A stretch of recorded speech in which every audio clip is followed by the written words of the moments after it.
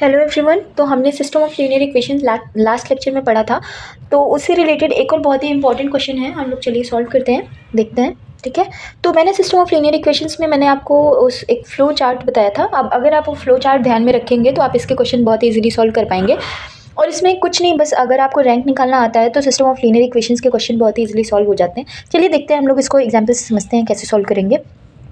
x plus y plus z is equals to 6 पहली equation है। Second equation is x plus 2y plus 3z is equal to 10। Third equation is x plus 2y plus lambda z is equals to mu। ठीक है, तो ये three equations हमें दी गई हैं। इसमें पहले तो क्वेश्चन थोड़ा सा समझ लेते हैं। बोल रहा है कि investigate for what values of lambda and mu do the system of linear equations this have first no solution, second unique solution, third infinite solution.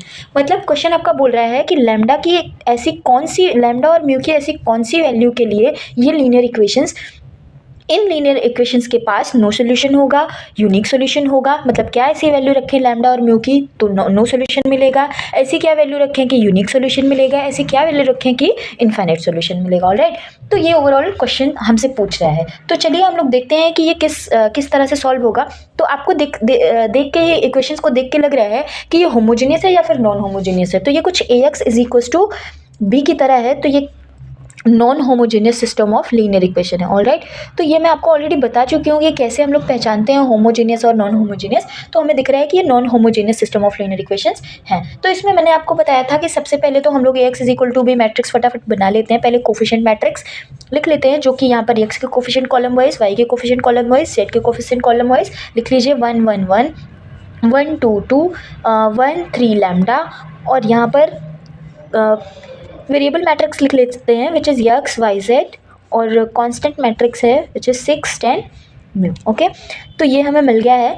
अब आगे हमें इसमें क्या निकालना होता है, rank of matrix A augmented B. तो हम लोग ए ऑग्यूमेंटेड बी लिख लेते हैं सबसे पहले। तो मैट्रिक्स ए को लिख लीजिए 1 2 3 1 2 लैम्डा, ऑग्यूमेंटेड का सिंबल बना लीजिए और यहाँ पर लिख लीजिए 6 10 म्यू। ठीक है, तो इसमें हमें rank of A augmented B और नंबर ऑफ अननोन तीनों को देखना होता है, और उस हिसाब से हम अपना सॉल्यूशन डिसाइड करते हैं। चलिए देखते हैं कैसे करेंगे। ठीक है, तो हमने ए ऑग्यूमेंटेड बी लिख लिया। अब हमें ए ऑग्यूमेंटेड बी का रैंक निकालना है। ठीक है, तो हम क्या कर रहे हैं, देखिए हम रैंक ऑफ मैट्रिक्स ए और ए ऑग्यूमेंटेड बी दोनों एक साथ निकालते हैं। ठीक है, तो कैसे निकालते हैं देखिएगा। हम ना जब रैंक निकालेंगे, जब एक्लॉन फॉर्म में इसको कन्वर्ट करेंगे रैंक निकालने के लिए, तो ध्यान में हम अपनी मैट्रिक्स ए को रखेंगे, मतलब ऑग्यूमेंटेड के इधर। ठीक है, पर जो भी ऑपरेशन हम इधर लगाएंगे वही ऑपरेशन इधर भी लगाएंगे।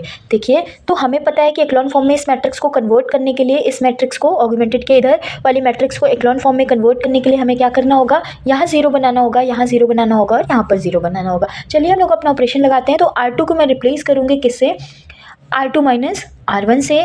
R3 को मैं रिप्लेस कर रही हूँ R3 माइनस R1 से। देखिए आपका मैट्रिक्स कैसे बन जाएगा। तो R1 में हमने कोई चेंजेस नहीं करे हैं, तो मैं उसको एज इट इज़ लिख ले रही हूँ। ठीक है, और R2 में मैंने चेंजेस करे हैं, R2 माइनस R1। तो 1 minus 1 is 0, 2 minus 1 is 1, 3 minus 1 is 2, 10 minus 6 is 4, 1 minus 1 is 0, 2 minus 1 is 1, lambda minus 1, mu minus 6। ठीक है, ये बन गया। इसके बाद में हमें क्या करना है, अब आपको पता है अभी एक प्लेस ऐसा बचा हुआ है जहाँ पर अभी ऑपरेशन हमने नहीं लगाया, जहाँ पर जीरो नहीं बना है यहाँ पर। तो इसके लिए हम लोग अगला ऑपरेशन लगाएंगे विच इज़ R3 में मैं ऑपरेशन लगाऊंगी क्या, R3 को मैं रिप्लेस कर रही हूँ किससे, R3 माइनस R2 से, है ना। 1 माइनस 1 कर दूंगी तो इजीली सॉल्व हो जाएगा। देखिए यहाँ पर हो जाएगा 1 1 1, ऑग्यूमेंटेड का सिंबल लगा दीजिए। R2 में भी मैंने कोई चेंजेस नहीं करे तो मैं उसको भी ऐसे ही लिख लूँगी। यहाँ पर 6 है, यहाँ 4 है, और R3 में मैं चेंजेस कर रही हूँ R3 माइनस R2 से। तो यहाँ पर कितना हो जाएगा, 0 minus 0 is 0, 1 minus 0 is 0, lambda minus 1 minus 2 कितना हो जाएगा, लैम्डा माइनस 3, और यहाँ पर म्यू माइनस 6 माइनस 4, तो ये हो जाएगा म्यू माइनस 10। ठीक है, अब आपको पता है इसके बाद तो, क्योंकि हमें जिन जिन प्लेसेस पे जीरो बनाना था वहाँ जीरो ऑलरेडी बन चुका है, तो अब हम अपना ऑपरेशन स्टॉप कर देंगे। ठीक है, अब आगे देखिए हम लोग आगे क्या करेंगे। तो सबसे पहले ना हमें कुछ केसेस दिए गए हैं। पहला केस हमें बोल रहा है कि चलिए हम अपना केस लगा के देखते हैं। फर्स्ट केस देखिए, केस फर्स्ट समझिए, बहुत इंपॉर्टेंट क्वेश्चन है ये। केस फर्स्ट देखिएगा। ठीक है, इसमें तीनों आपके पास आ जाते हैं कि कब नो सॉल्यूशन मिलेगा, कब यूनिक सॉल्यूशन मिलेगा, कब इन्फिनाइट मिलेगा। तो ये बहुत बार ये क्वेश्चन पूछा जाता है। देखिए केस फर्स्ट में मैं क्या बोल रही हूँ, अगर मैंने लैम्डा की वैल्यू 3 है ना, if lambda is equal to 3 और mu does not equal to 10, ठीक है, आप इस मैट्रिक्स को ध्यान से देखिएगा। अगर मैं लैम्डा की वैल्यू क्या पुट कर दूँ, 3 पुट कर दूँ और म्यू की वैल्यू 10 के अलावा कुछ भी पुट करूँ, है ना, तो देखिए आपके मैट्रिक्स में क्या चेंजेस आएंगे, यहाँ पर ध्यान से देखिएगा इधर साइड में। तो ये जो प्लेसेस हैं यहाँ पर तो ऐसे सारे एलिमेंट्स अपना जो भी हैं रहेंगे, उनकी अभी हम कुछ बात नहीं करते। यहाँ देखिएगा, ठीक है, मेन ये आपका लास्ट रो है। तो यहाँ पर यदि मैं लैम्डा की वैल्यू 3 पुट करूँगी तो यहाँ 0 ऑलरेडी है, यहाँ है लैम्डा की वैल्यू अगर मैं 3 पुट कर दूँ तो यहाँ पर भी 0 हो जाएगा, है ना।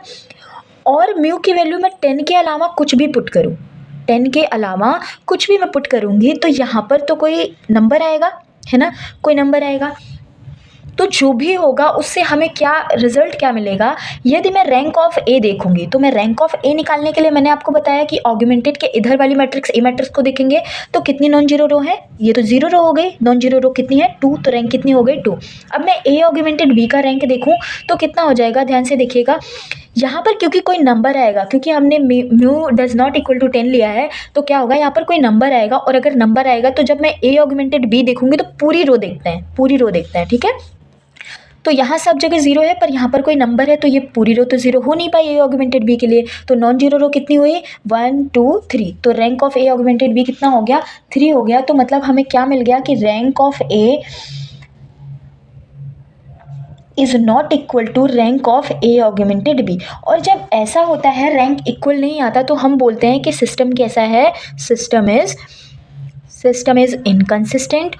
और अगर सिस्टम इनकंसिस्टेंट होता है तो कैसा सॉल्यूशन एग्जिस्ट करता है, नो सॉल्यूशन, ठीक है, नो सॉल्यूशन, ठीक है।